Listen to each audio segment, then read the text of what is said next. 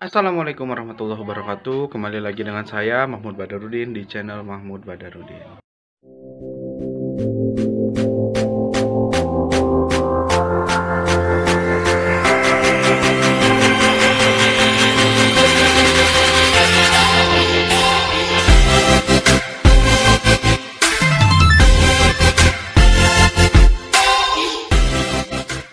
Ya, semangat pagi semuanya. Kembali lagi dengan saya Mahmud Badarudin di channel Mahmud. Untuk hari ini kita akan belajar mengenai materi matematika yang sangat dekat banget dengan kehidupan kita sebagai makhluk hidup, sebagai makhluk seperti itu. Nah, untuk materinya apa?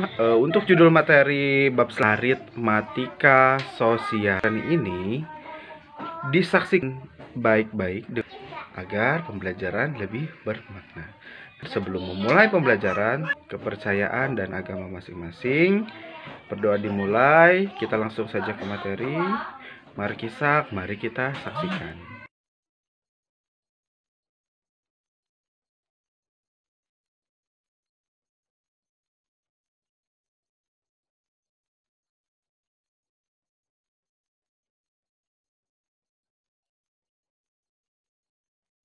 Oke, ya saya buka lagi aja ya. Assalamualaikum warahmatullahi wabarakatuh.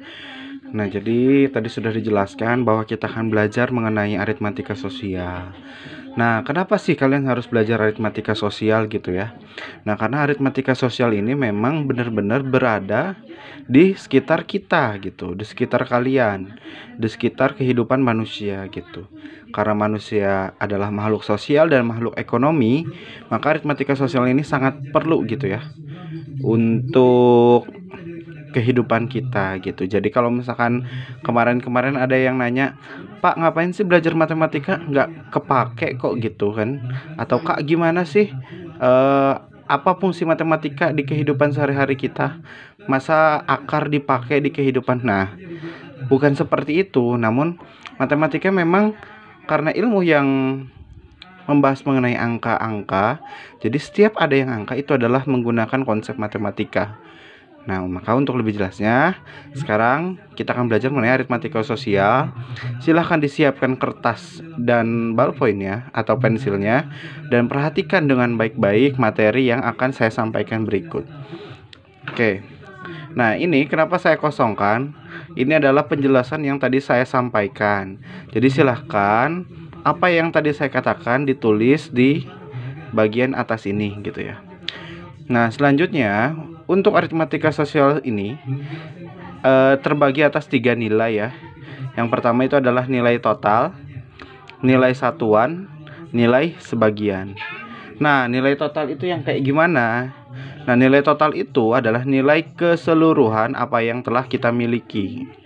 Gitu. Kalau nilai satuan, karena di sini ada kata satuan, maka dia nilai per unit atau nilai satu item. Nah, nilai sebagian berarti nilai yang menunjukkan beberapa nilai atas apa yang kita miliki gitu. Misalkan kita punya pensil 10, harganya segini, berarti kalau misalnya harganya 5 berapa gitu kan. Nah, contohnya ini nih. Kim Yohan membeli 10 pensil 2B. Ia membayar dengan selembar 20.000, selembar 10.000 dan 2 lembar 5.000. Serta mendapat kembalian selembar 2.000 dan 1 koin 1.000. Tentukan yang pertama itu adalah harga total pensil yang dibeli. Nah, kan dia beli 10 pensil. Nah, tapi kita nggak tahu nih harganya berapa gitu kan. Maka untuk kita tahu bagaimana atau berapa harganya, maka kita hitung saja harga total, uang yang dibayarkan dikurang dengan kembalian gitu kan. Karena misalkan gini, kita beli es krim harganya 3.000, uangnya 5.000, kembaliannya 2.000 kan. Nah, kalau misalkan kita ngasihnya 5.000 terus kembalian 2.000, ya kita udah pasti tahu harganya adalah 3.000 gitu kan. Ini juga sama. Ini kan kita bayar 20.000 selembar, 10.000 selembar, 5.000 2 lembar. Nah, kita jumlahkan nih. 1 kali 20.000 20.000, 1 kali 10.000 10.000, 2 kali 5.000 10.000, ditambahin hasilnya adalah 40.000. Nah, kembaliannya selembar 2.000, berarti 1 kali 2.000 ditambah 1 kali 1.000.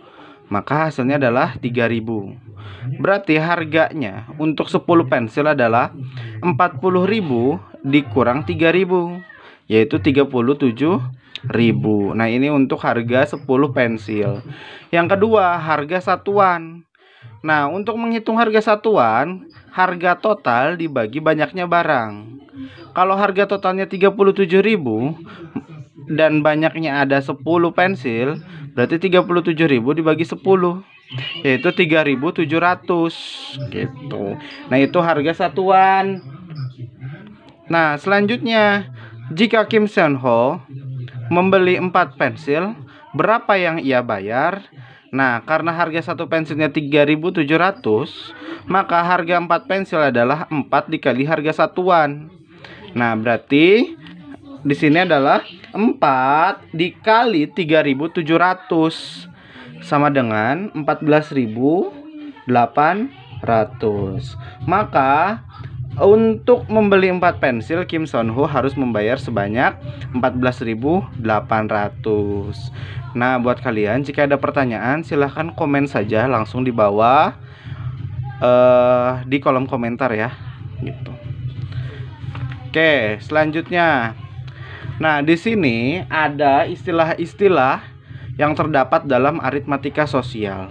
Dan memang istilah-istilah ini sering banget kita dengar di kehidupan sehari-hari kita. Yang pertama itu adalah harga pembelian. Nah, untuk harga pembelian biasanya nanti kita akan menyingkat menjadi harga beli gitu kan. Karena harga beli kita singkat lagi menjadi HB gitu kan. Nah, di sini harga pembelian itu apa atau harga beli itu apa adalah harga yang ditetapkan dalam sejumlah uang pada saat membeli suatu barang gitu. Nah, yang kedua adalah harga penjualan atau yang selanjutnya kita sebut sebagai harga jual, disingkat HJ. Nah, harga jual adalah harga yang ditetapkan dalam sejumlah uang pada saat menjual suatu barang. Jadi kalau kalian menjual suatu barang disebut harga jual. Kalau kalian membeli suatu barang disebut harga beli gitu. Nah, selanjutnya dalam siklus ekonomi gitu ya atau kegiatan ekonomi, maka pasti ada yang namanya untung dan ada yang namanya rugi gitu. Dan yang terakhir adalah ada yang namanya nggak rugi nggak untung atau sering kita ingat sebagai impas gitu kan. Nah, yang pertama untung. Nah, untung itu apa artinya? Untung itu adalah selisih harga jual dengan harga beli. Harga jualnya lebih mahal dibanding harga belinya gitu. Jadi untung itu cara nyarinya adalah harga jual dikurang harga beli, atau U sama dengan HJ dikurang HB. HJ itu bukan hajah ya, tapi harga jual dikurang harga beli.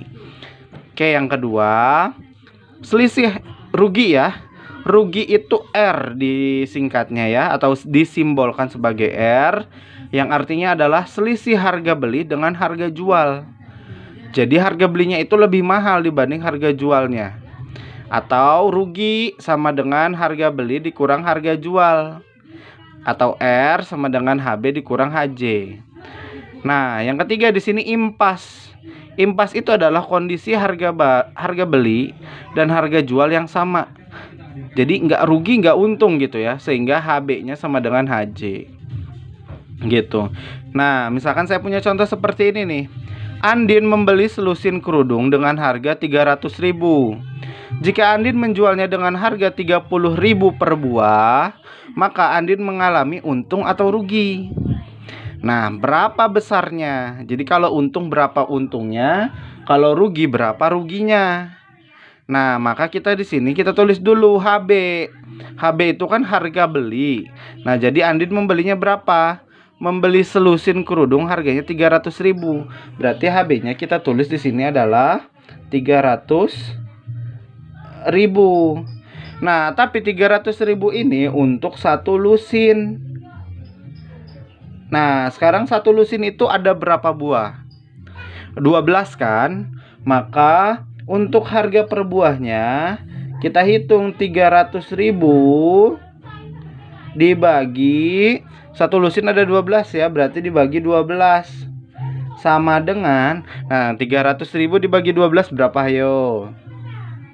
Ya betul, 25.000. Berarti harga kerudung yang Andin beli adalah 25.000 per buah ya.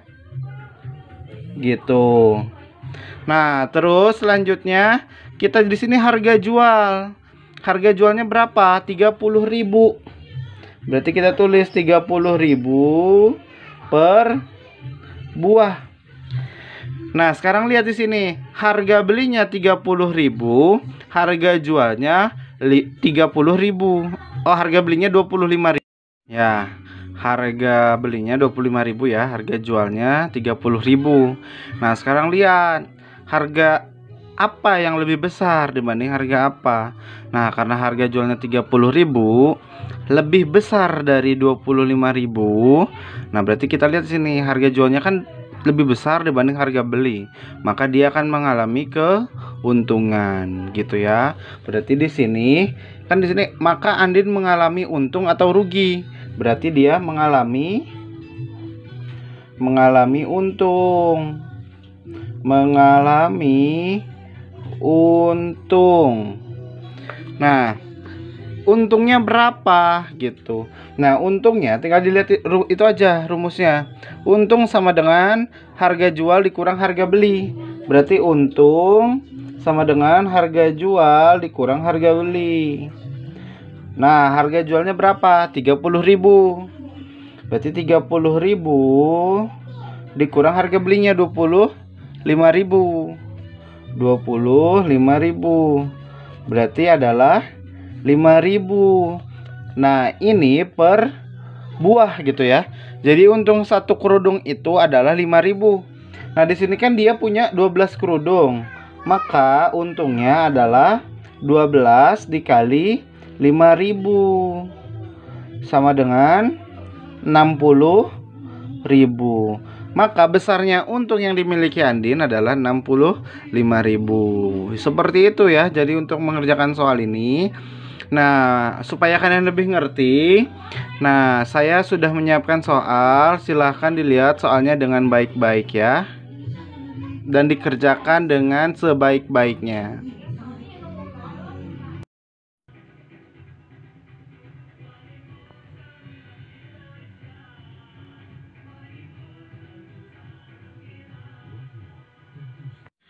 Nah, bagaimana sobat pendidikan untuk materi hari ini? Mudah dan menyenangkan, bukan?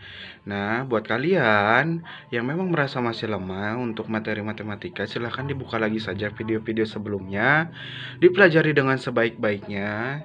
Dan buat kalian yang belum subscribe channel YouTube ini, silahkan di-subscribe terlebih dahulu, kemudian di-like, dikasih jempolnya ya. Dan jangan lupa di komen, terus di-share ke teman-temannya, agar materi ini lebih bermanfaat untuk banyak orang, seperti itu. So, langsung saja, sekian dari saya. Mudah-mudahan materinya bermanfaat. Assalamualaikum warahmatullahi wabarakatuh. Salam pendidikan.